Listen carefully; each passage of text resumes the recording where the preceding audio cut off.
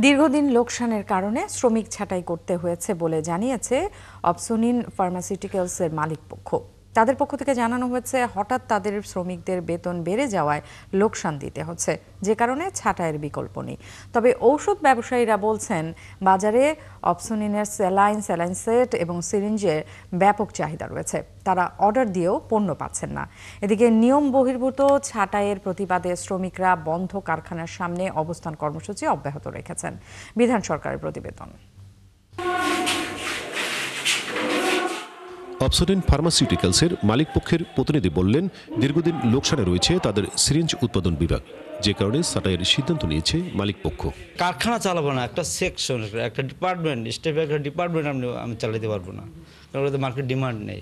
কিন্তু শ্রমিকরা বললেন, 2024 সালে নতুন বেতন কাঠামোতে তাদের বেতন দ্বিগুণ বৃদ্ধি পায়।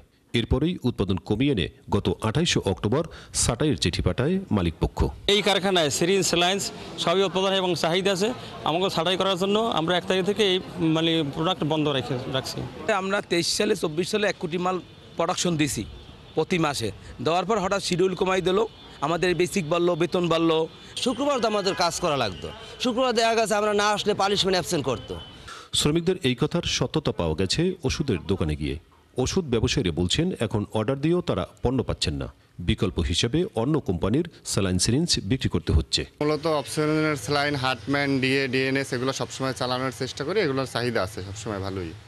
অপসোনিন স্যালাইনের DA 500, DA 1000, DNS, Hartmann solution এগুলো আমাদের কাছে মোটামুটি ভালোই চলে। এই আমরা অর্ডার দিলে পাইতেছি না। যে অপসোনিনের স্যালাইন আছে, অপসোনিনের ডিসপোজেবল সিরিঞ্জ আছে, এগুলো ব্যাপক চাহিদা, মোটামুটি ভালোই চলে। এ নিয়ে বরিশাল মহানগর সুজনের সম্পাদক জানান, শ্রম অধিদপ্তরের নিয়ম হচ্ছে আগে কারখানা বন্ধ ঘোষণা, তারপর শ্রমিক ছাঁটাই। সেক্ষেত্রে নিয়ম মানেনি কর্তৃপক্ষ। যে একটি শিল্প তার উৎপাদন বন্ধ করে শ্রমিক ছাঁটাই করতে হবে এবং তাদেরকে যে বকেয়া বেতন টেতন যা আছে এগুলি দিয়ে দেওয়ার নিয়ম আছে।